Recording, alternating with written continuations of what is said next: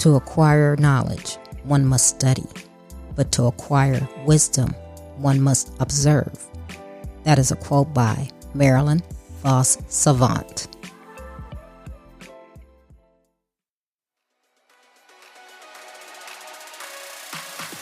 Welcome to Trina Talk. This is the podcast where guests share their stories of pursuing their passions, living a fulfilled life, and empowering others. Each week, I talk with inspiring leaders, business owners, and people with amazing stories from around the world in unscripted conversations as they share their successes and failures. This podcast is all about empowering you to keep striving in your personal and professional life. I am your host, Trina L. Martin. Hello, welcome to Trina Talk. This is episode 115. The topic of this week's episode is sharing knowledge. My guest this week is Julio Maria Muhorro. Julio is an award-winning professional, mission-driven entrepreneur, and a lifetime learner. He is the founder of Sharing Knowledge International, a company guided by the purpose of enabling powerful personal transformation to drive business, career, and life fulfillment. Hello, Julio. Welcome to Trina Talk. Hi, Trina. How are you doing? I'm doing well. I see you are the founder of Sharing Knowledge International, and you help businesses, professionals do some amazing things with their career and their life, things that they aspire to do.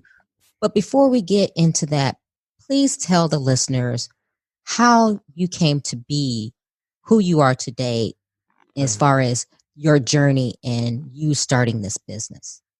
Yeah, so I was born in Mozambique, a country in Southeast Africa, and I had a pretty normal, decent childhood. I have 4 siblings. I was born in a single mom household, and my mother was a teacher. So growing up, education was a big part of our lives. And I will study in a private school, but then I'll come home to the hoods. So that sort of like gave me, the opportunity to start asking, so why some people can have so much and others can have so little? But again, there was one of those things that a young kid never really asked, but just stood in the back of my mind for so long. And it was only when I was in university, when I was just about to graduate, and I was trying to think, how I'm going to make money moving forward. And alongside one of my best friends, we decided to create this professional training program for youth in Chimoio, in the central of the country. And I remember we went out to do 500 surveys, to really get a grasp on what people were interested on. And I wanted to be a marketing teacher. My co-founder wanted to be an accounting teacher. But then out of 500, I think only 5 people were interested in marketing and less than 10 were interested in accounting. And we were like, what are we going to do? No one wants to learn the things that we want to teach. And, I tell my co-founder, you know what? We must put our egos aside and focus on our vision. If people are interested in HR, English, ICTs, that's what we should be teaching if we were to make money. And that's what we did. We did it for around 6 months, but then, as many startups, if you don't have strategic support and guidance, you sort of like feel lost. And I was making some pretty great decisions, but deep down I was like, I'm just faking my way out. I have no idea what I'm doing. Back in the days, I didn't know anything about startup coaches, about business strategists or business advisors. So I really felt that I could do more, but I didn't know how. So I said with my co-founder, we decided that I was going to get a job to get more experience and develop my leadership, and he will remain and run the company. I ended up joining a company called Idea Lab here in Mozambique. They focus on entrepreneurship and innovation, supporting young people and women to start and grow their companies. It was an amazing journey for me. I learned a lot. 2 years into it, they invited me to lead the launch and management of one of the top tier business incubation programs in Mozambique. Again, another great challenge. I learned a lot. I ended up becoming the role model for the program to be delivered in Angola and Sudan, and sharing knowledge with other different African countries. I learned a lot of exposition. As you can see in my LinkedIn, I won a bunch of awards with that. But it was really in the midst when I was having so much, I had the exposure. I was in television every weekend. I was traveling the world, but I was starting to feel empty again. Like if I was meant to do something more, but I wasn't. And I remember this particular event just after I done a speaking engagement. A guy came to me and he was like, Julie, you were so amazing. You were so intense. I reached so many breakthroughs. And I was like, I'm just doing the minimum to survive. I'm just doing the minimum I could do. Um, and I went home and I was just tired and I just went to sleep. And it was something that I was doing for like the last couple of months at the time. And I woke up one day and I was like, you know what? This is not my life. This is not what I signed up for. Let me change it. So that sort of like drove me into a journey within where I had to reconnect with my purpose and how my legacy should look like for me. And that's how Share Knowledge International came to be, where I get to support and enable powerful personal transformation in people so that they can get the life, the business, the career that they want. That's my Wow, journey in a that nutshell. wow, that's amazing. And we were talking before we went live, and you're young. So tell the listeners how old you are. I'm 25 years old at the moment. Wow. So how did all of this wisdom and knowledge come to be where one, you said, okay, I have a degree in marketing, my partner has one in finance, but that's not what people want. We need to give the people what they want. And doing what you're doing and deciding that you're going to help people in their career and in their lives. How at 25 did you how do you have this kind of wisdom? I'll blame it on reflection, really. So you know, my older sister, she's 13 years older than me. My sibling is close to me. He is 6 years older than me. So when I was at school, they were at home. When I was at home, they were at school. And my mom, she was working most of the time. So I really get to spend time with myself. And one of the things that I will do is just I will reflect without a specific purpose, just reflecting around life, and it's a practice that I still do it. I at least an hour per day just take to reflect, and that's where I draw most of my insights because I feel that people are just in autopilot, you know, on the next thing and the next thing. They mostly never really take time to reflect, and it's in those moments of stillness that you can draw all your inner wisdom. And that's how I came to be or come across as being so knowledgeable and wise. Wow, we have a lot of similarities because I am the youngest of four children and I have a large age gap in between me and my siblings as well. So I can relate to that because I spent many days by myself. It was almost like I was an only child because there was such an age difference between me and my siblings. So I had a lot of time to spend by myself.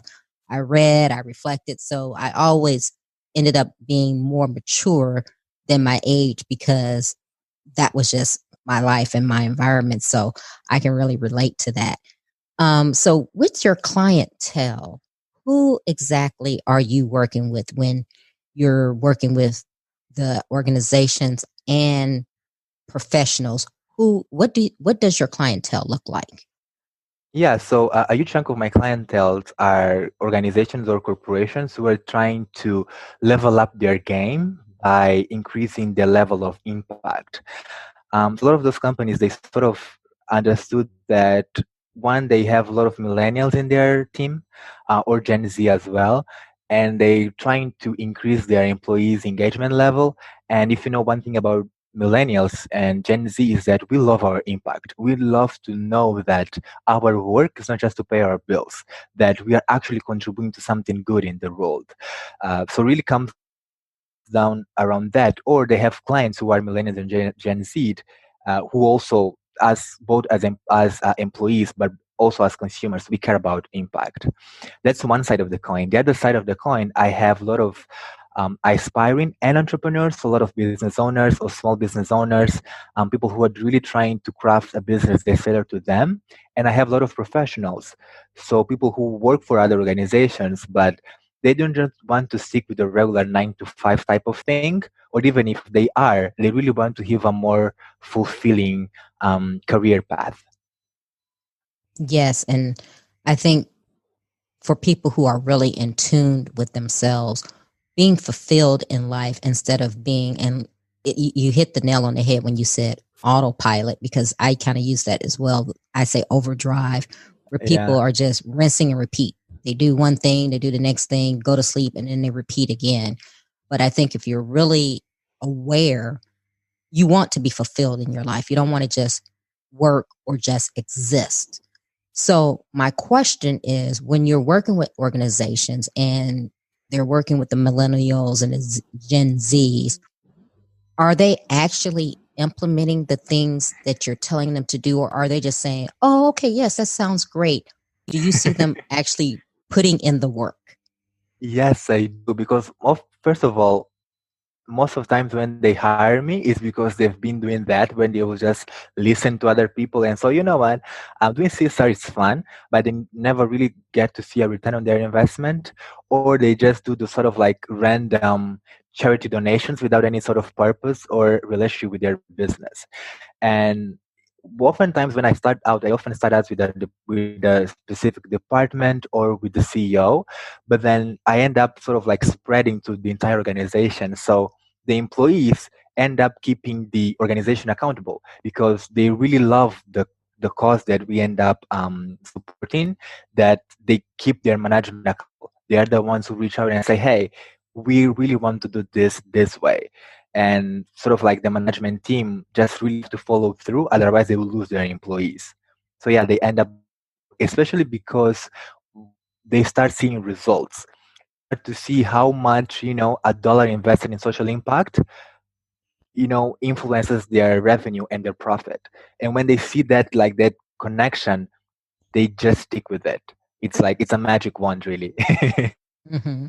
Now, I love what you said about working with not only the CEOs, but working at the department level and working with the employees, because so many times people go in and they just work with the high level, but then it never gets Yeah. passed down. But if you work with the employees as well as the CEO, and exactly like you said, they can keep each other accountable. And then everyone knows what's going on, because I know I've been there. I've worked for corporations where the CEO meets with, a consultant or whatever, and you're depending on that CEO to pass down what went on, when you're going, okay, I thought this was for the betterment of the company and the culture. Yeah. Well, if you're only talking to one person, it kind of negates the whole reason for doing it. Yeah, and most of the times there is like the conversation sort of like gets lost within, between the CEO and the lower levels, if that's how you want to call it. I remember this specific example with the client. So the CEO, he's like a baby boomer, so he's really focused on things like healthcare, childhood sort of like pension and stuff like that. While most of their employees, they're millennials who don't have plans to have kids. Even if they have kids or want to have kids, they're pretty sorted out. So increasing, their social sort of like social benefits or healthcare wasn't really resonating with the team, because for them they were more focused on working remotely, having more vacation days, and just by shifting those small things, increase the levels of engagement for at least 30% in the first year. So Mm. yeah, it's very important to like have sort of like oversee of every single person in the organization. That's very important. Now, with your individuals that you're working with, do you have people, one, who are older than you coming to you? And are these people coming to you saying, hey, Julio, I need help in my life or my career? And how do you feel about that? So I've been having clients older than me since my first business. Um, you know, I, I will go into a room and probably 80% of the audience will be older than me. The way that I sort of manage that is by delivering results, because really doesn't matter how old you are. If you see someone who's getting the results that you're looking to have, and if they're consistently showing you how you can do that as well, it's natural for you to trust them. And I'm super grateful that I earned my clients' trust, even though they can come, with a little bit of insecurities around that. But usually during our first 30 minutes, they get that they can be the person that they want to be working with me. So I'm super grateful for that. And yeah, I have a lot of young people as well, and I found this pattern where usually men, not everyone, but most of men who come to me, they come after trying everything in their minds, right? So they come like, Julio, I've tried so much, my life is a mess, I need help. And I low key wish we were more like women, because most of the women that come to me, they're like, my life is not a completely mess yet, but if I keep doing what I'm doing, I'm sure I'll be there soon enough. So help me to just revamp my life. Yeah, some people are more in tune with their careers, other with their business, others just how they can live a life that again is more fulfilling to them. And I oftentimes say that we have to stop being a bag of need looking for fulfillment out there. We have to realize that we are fulfillment looking for need. So it's a matter of how you want your fulfillment to be felt by other people, how you want to express yourself in the end of the day. Mm, I like that. We are fulfillment looking for need. 100%. That is profound. I love that. That is a great quote. So, and it's funny. So, how did you become so well known? So, we have a lot of leaders and business owners and entrepreneurs that listen to this show. How did you end up becoming known so widely in different countries? So it started really when I was managing the incubation program, to be honest. And I remember that because of my boss as well, I will go to a meeting usually with my bosses, and they will spend at least the first 5 minutes proving people that I deserve to be in those rooms, right? And it was in 2008 when I was like, so how, if I get, let's say, 10 minutes within a 1 hour meeting, how do I make sure that I don't spend the first 5 meetings also proving, everyone else that I deserve to be there? And I told myself that a fun way to do that will be to win a bunch of awards. So that way I don't have to introduce myself, but I can really just share in those rooms what people on the front lines are going through. And that sort of like opened this door where if someone just mentioned, so hey, this is Julio, he's one of the 100 most influential young Africans, and he also won the Diana Award from the UK, and he also one of the most esteemed delegates from Global Goals Model United Nations.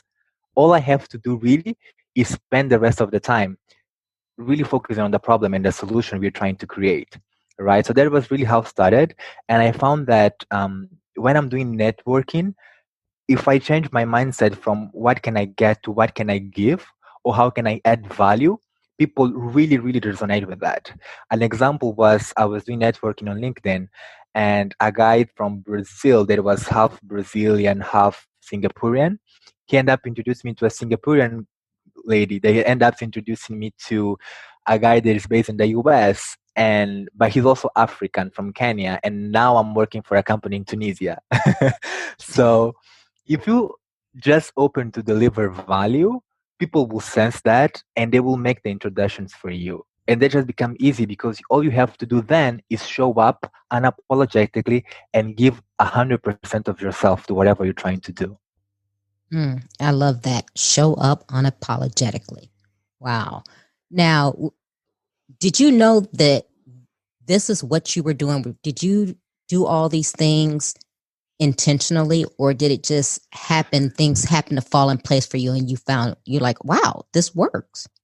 I mean, before sharing knowledge, and to be honest, still now, a few things is just like I had no clue what I was getting myself into. But I always felt, maybe because when I was growing up, I remember my mother telling me, you know what? You can try whatever you want. If you fall and break your face, you can always come home. we will always be here for you. So that is kind of like gave me a sense that really I can do everything if I'm willing to put in the work to make that happen. And a lot of the times I found that, there's saying that says, lucky is when opportunity meets preparation.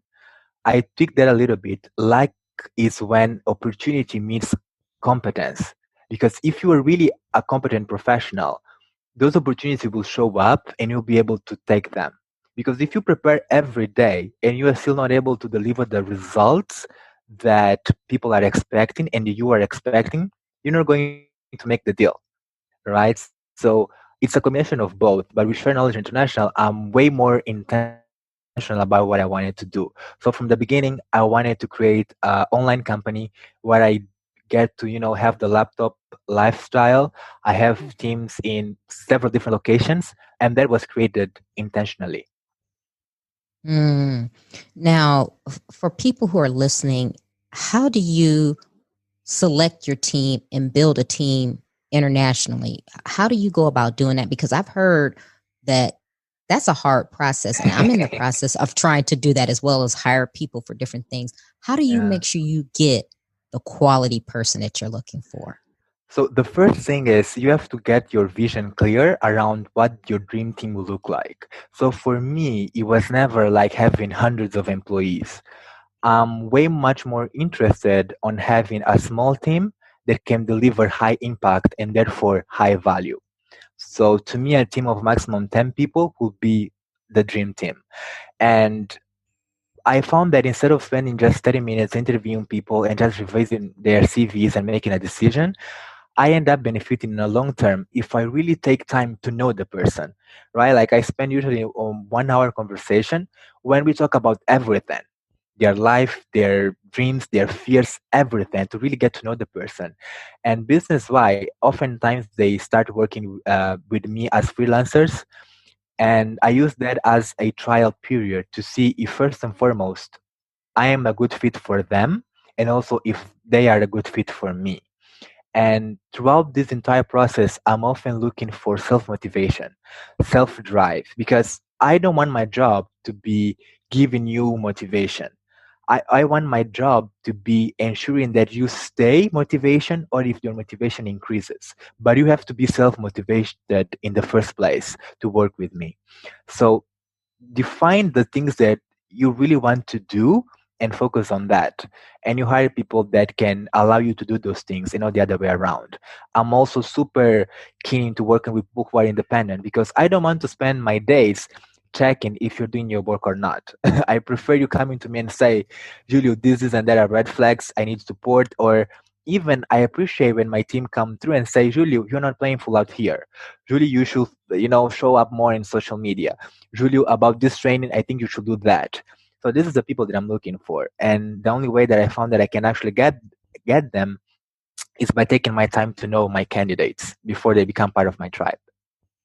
That is so wise. And I think more business owners, but especially major corporations, well, just businesses in general, I think they need to do that because, like you said, they take the time and they just go over a CV to interview and that's it. But they never really talk to the person. They never get to know the person as a whole.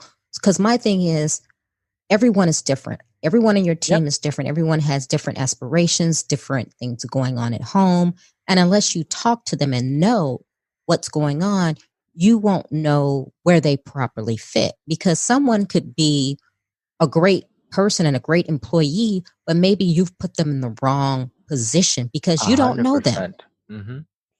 So, and I think a lot of times, a lot of people are dismissed or fired or given poor performance reviews on jobs because their supervisor goes, "Oh, they can't do this job." When it's go, well, did you ever talk to this person and actually know what they really want to do? Because I'm a firm believer that people don't go to work to do bad jobs.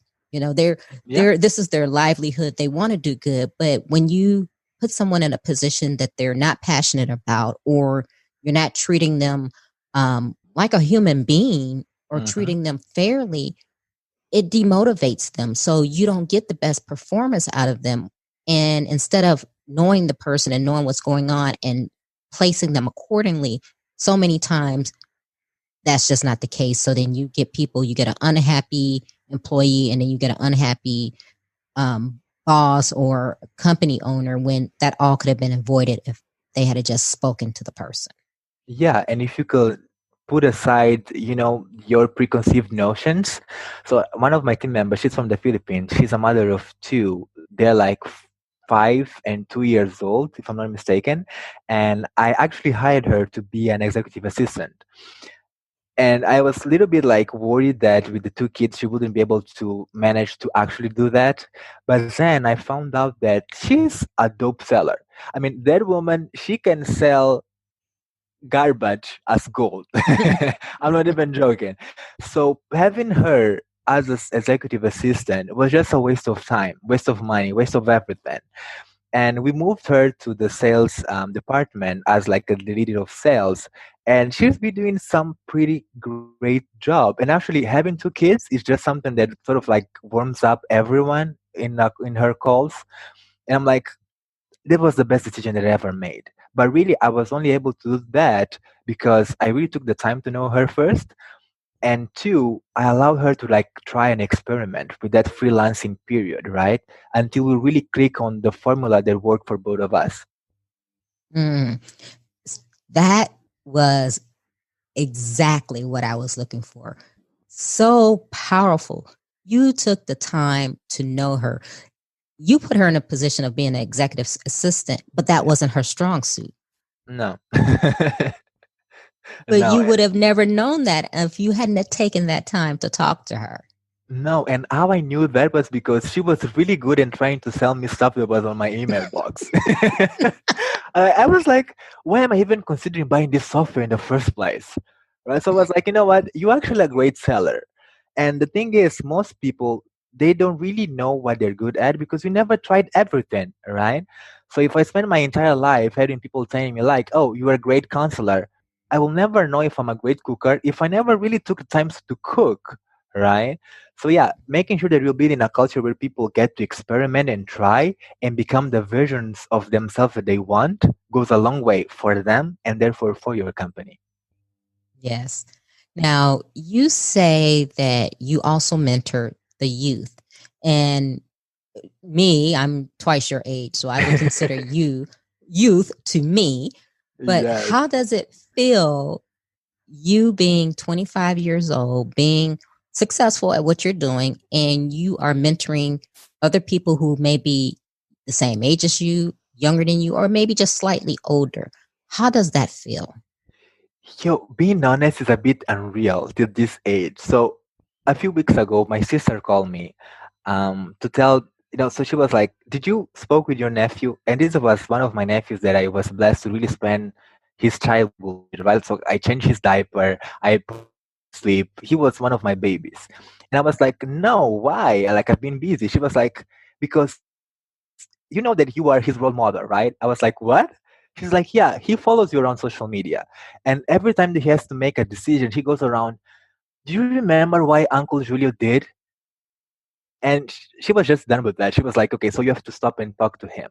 And I was like, wow, I have so many eyes looking at me, and not like on a creepy way or like an obsessive way, but looking at me as like hope, as this beacon of light, that I have this responsibility to at least live up with their expectations on a sense that, they're looking for inspiration. The bare minimum I can do as a way to give back is to be their inspiration.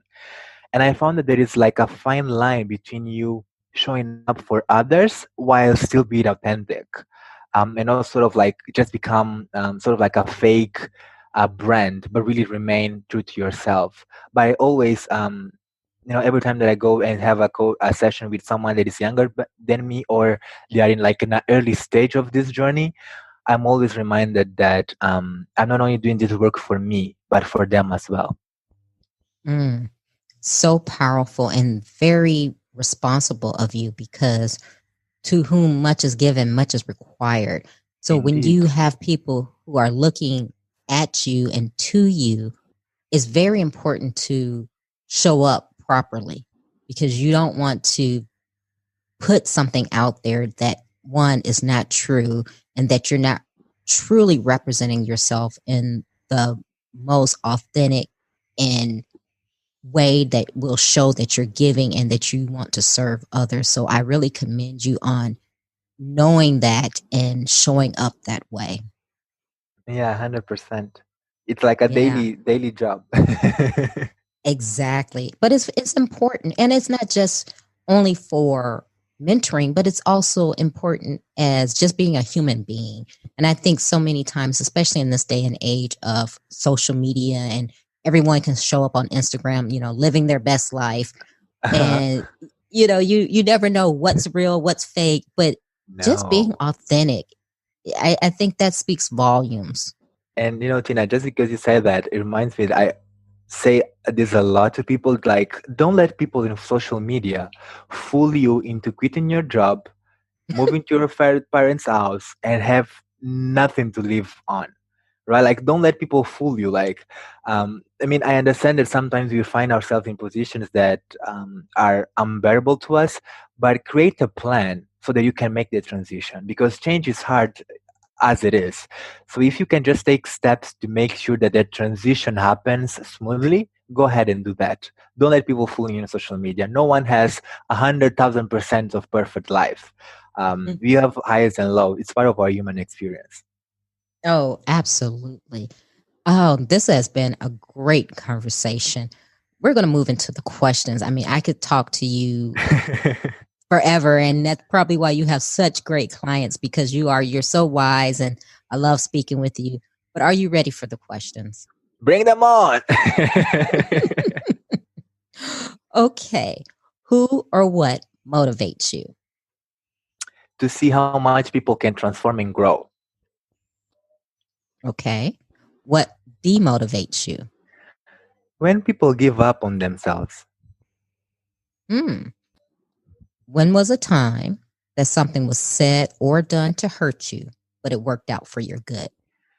So I got this job offer to work on one of the biggest corporations in Europe, and throughout the negotiation process, it didn't come through, and I'm so glad it didn't, because in 2019 I won the like 3 international awards that I wouldn't have if I had changed careers, most probably. Hmm. What is your fear? That I lose myself and therefore my light and my magic. Hmm. Is there a time when you wish you had done something that you didn't?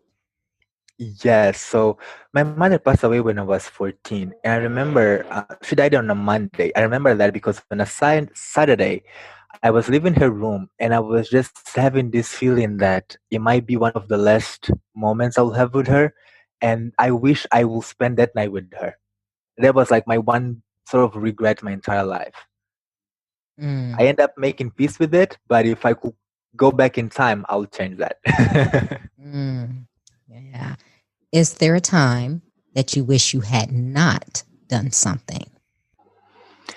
Not really. I believe that our mistakes are the things that allowed us to earn our lessons and our wisdom. Like, mistakes are the price that we pay for access knowledge and wisdom. Mm. Wow. What is your definition of success? A life that suits me. Doesn't have to suit anyone else, has to suit me first, because I can only give from my overflow and not from my cup. Mm. How do you recharge? I connect with nature. So I watch the sunset every single day, for instance. I go for walks on the beach. Just reconnecting with our planet gives me all the energy I need.